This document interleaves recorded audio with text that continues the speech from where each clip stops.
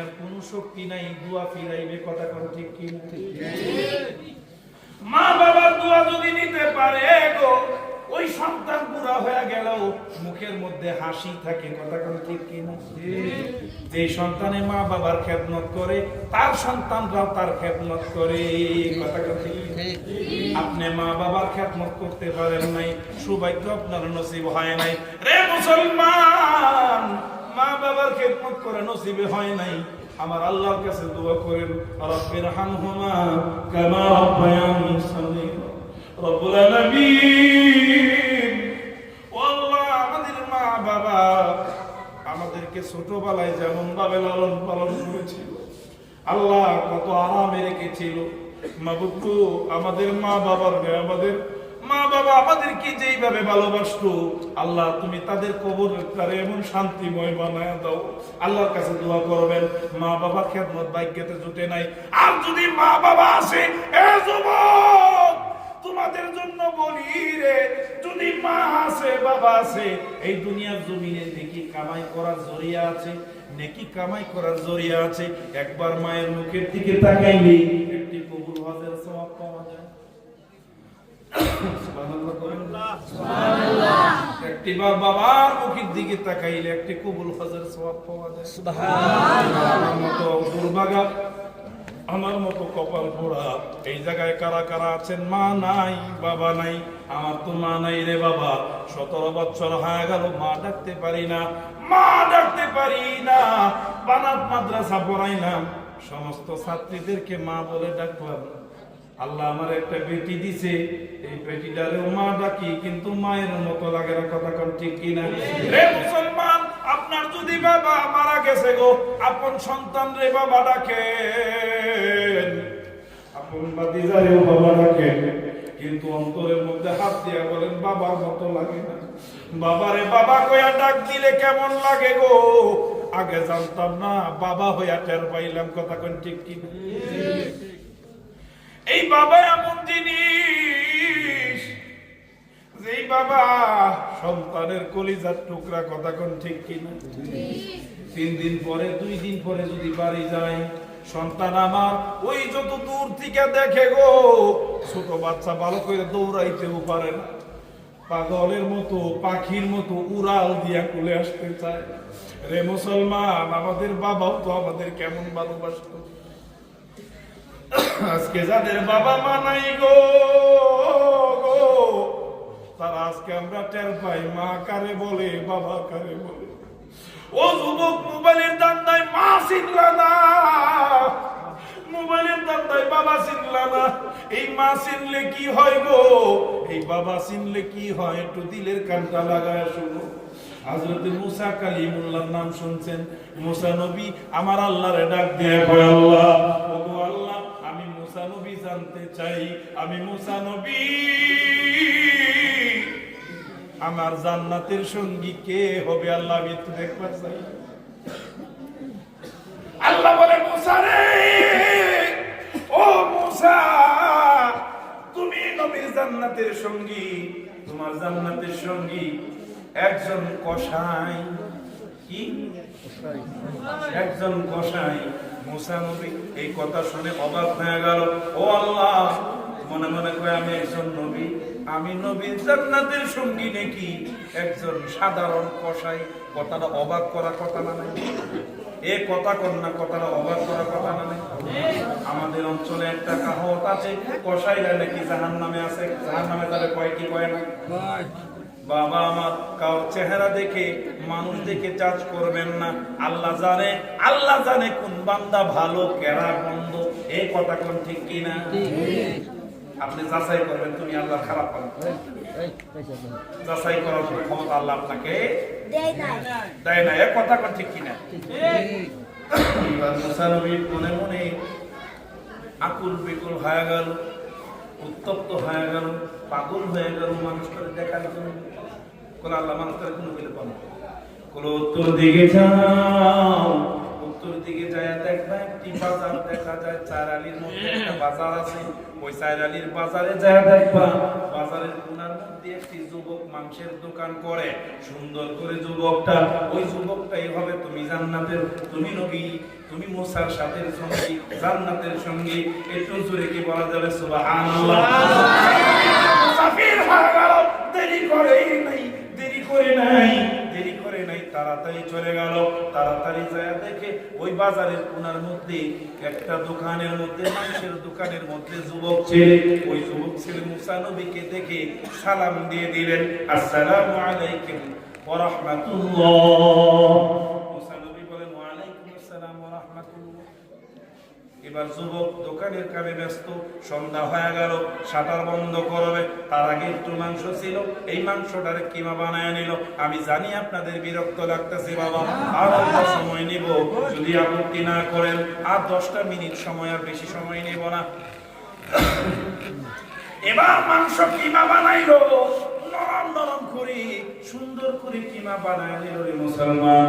ও যুবক রে, দুটি চরণ ধরে বলে একটু দিলের কাঁটা লাগায় শোনো, মাংসটা নরম বানায়। শাটার বন্ধ করলো, বন্ধ করার পরে দেখে একজন মুসাফির বাজারে বসে আছে। সালাম কালাম হয়ে গেল, আপনার বাড়ি কোথায়? বলে আমি মুসাফির, আমার বাড়িতে আপনি মেহমান হওয়ার জন্য দাওয়াত নেন। মুসা নবী বলে, আমি তো এটাই চাইছিলাম। খাপের খাপ মিলে গেল। এবার মুসা নবীকে নিয়ে যুবক বাড়িতে চলে গেল। সংক্ষিপ্ত করে বলছি বাবা, ওই মুসা নবী ওই যুবককে নিয়ে যখন বাড়িতে গেল, যুবক যখন বাড়িতে গেল, মুসা নবীর বারান্দার মধ্যে বসায় দিল। এবার বলে, হুজুর আমার একটু কাজ আছে, একটু কাজটা সেরে নেই, তারপর আপনার ব্যবস্থা করে। বলে, ঠিক আছে, তোমার কাজ তুমি করো। এবার যুবক গড়ির ভিতরে চলে গেল। গড়ির ভিতরে গিয়া একটা কাপড়ের টুকলা বাইর করে নিয়ে আসলো। কিসের টুকলা? কাপড়ের টুকলা বাইর করে নিয়ে আসলো রে যুবক। এবার কাপড়ের টুকলাটা নিয়ে বাথরুমে চলে গেল। ওই কাপড়ের টুকলাটা নিয়ে আইসা গো বারান্দার মধ্যে একটা বিছানায় শোয়া দিল। ওই কাপড়ের টুকলার মধ্যে অন্য কেউ ছিল না, একজন বৃদ্ধা মহিলা ওই বিছানার মধ্যে শোয়া দিল। নরম নরম কাপড় দিয়া ওই মহিলাটার শরীর মুছে দেয়। মুসা নবী জিজ্ঞাসা করে, রে যুবক, এই টুকলার মধ্যে করে যে তুমি আনলাই বৃদ্ধা মহিলা, তোমার কে হন? এবার যুবক চোখের পানি ছেড়ে দিয়ে বলে, ও হুজুর গো, এই মহিলাটা আর কেহ না, আমার জনম দুঃখী মা। এবার বলে, হুজুর আপনি একটু দাঁড়ান, আমার মা সারাদিন কোনো কিছু খাই নাই, সকালবেলায় খাওয়ায়া ঘরে রেখা গেছিলাম, আবার আসছি আমার মারে আগে খাওয়ায়া নেই। এবার নরম নরম মাংস নরম করে খাবার বানায়া, ছোট্ট ছোট্ট করে লোকমা বানায়া, এবার মায়ের মুখের মধ্যে ওই যুবক তার মায়ের মুখের মধ্যে ছোট ছোট লোকমা তুলিয়া দেয়। মা কথা বলতে পারে না, অনেক বৃদ্ধ হয়ে গেছে, জয়ীব মহিলা একদম দুর্বল, কথা বলতে পারে না। ওই মুখের মধ্যে খাওন যখন তুলিয়া দেয়, খাওনটা খাওয়ার সাথে সাথে ওই বৃদ্ধা মহিলা পুটুর পুটুর পুটুর করে যেন কি বলে বুঝতে পারে না। আর যুবকটা হাসি, যুবকটার হাসি দেখে মুসা নবী রাগান্বিত হয়ে গেলেন। আর ডাক দিয়ে বলে, যুবক, এই বৃদ্ধা মহিলাটা কি কয় কিছু তো বোঝা যায় না, আবার দেখি তুমি হাসো, এই বৃদ্ধা মহিলাটার তুমি মজা করাও নাকি? এবার যুবক চোখের পানি ছেড়ে দিয়ে বলে, হুজুর গো, আমি আমার মায়ের আমি মজা করাই না। বলে, তোমার মা যেন কি কয় তুমি আবার হাসো, কারণ কি? বলে, হুজুর গো, আমার মা এত বছর হয়ে গেল, আমার মায়ের আমি খিদমত করি গো, আমার মা এত বছর ধরে আমি যতবার আমার মায়ের মুখে খাওন তুলে দেই, খাবার তুলে দেই, আমার মা খাবারটা চাবাইতে চাবাইতে গো আমার আল্লাহর কাছে দোয়া করে, আল্লাহ আমার সোনার টুকরা, কলিজার টুকরা বাবা, আল্লাহ আমি আমার সন্তানের জন্য দোয়া করি গো, আল্লাহ তুমি আমার সন্তানরে মুসা নবীর সাথে জান্নাতে দিও। হুজুর গো, আমার মা এই কথা বলে, আমার মা মুখে এই কথা শুনিয়া আমি হাসিয়া দেই। আমি বলি, মা তুমি পাগল হইছ নাকি? আমি হইলাম সাধারণ কসাই, আমি মুসা নবীর সাথে জান্নাতি কেমনে হব? এই কথা বলে আর যুবক কান্দে। মুসা নবী ডাক দিয়া কয়, রে যুবক রে, তোমার মা মিথ্যা কথা বলেন, তোমার মা মিথ্যা কথা বলি নাই, তোমার মা যা বলছে গো আমার আল্লাহ কবুল করেছে। একটু জোরে কি বলা যাবে? আল্লাহু আকবার।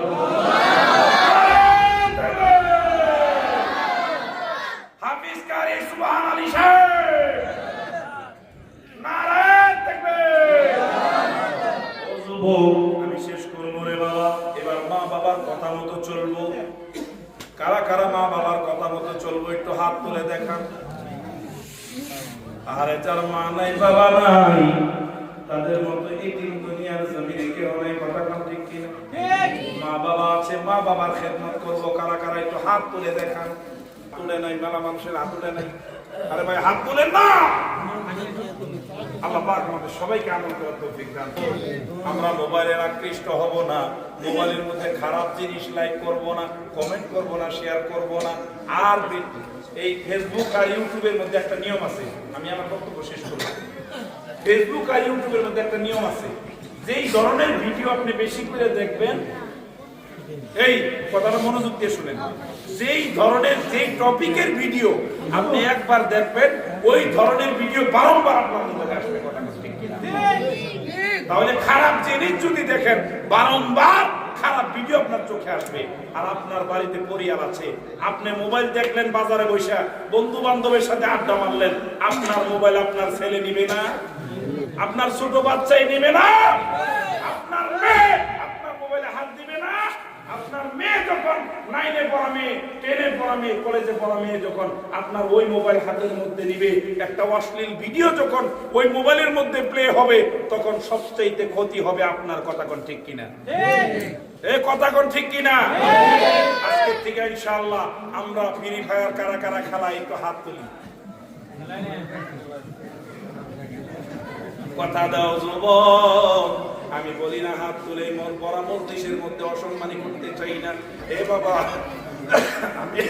আমি এটা কথার কথা কইলাম, আমি অন্তর দিয়ে আমার আল্লাহর কাছে তওবা করো, আল্লাহ আমি লিমিটের মধ্যে থাকবো। এই কথার মধ্যে কারা কারা সহমত আছেন একটু হাত তুলেন। লিমিটের মধ্যে থাকবো, তাও হাত দেয় না, তখন আনলিমিটেড থাকবেন। আমি বলতেছিলাম, আল্লাহ বলেন, ও আনফুসাকুম, নিজেকে নিজে বাঁচাও, ওয়া আহলিকুম, তোমার আহলো আয়ালকে বাঁচাও। সমাজ করতে হবে আমাদেরকে, সমাজের পরিবেশ করতে হবে। কিসের থেকে? আমাদের সবাইকে জাহান্নাম থেকে বাঁচতে হবে। বাঁচতে হবে না নাই? জাহান্নামে কারা কারা যাইতে চাই? এই জাহান্নামে কারা কারা যাইতে চাই? এই দেখো, তাও আতুলি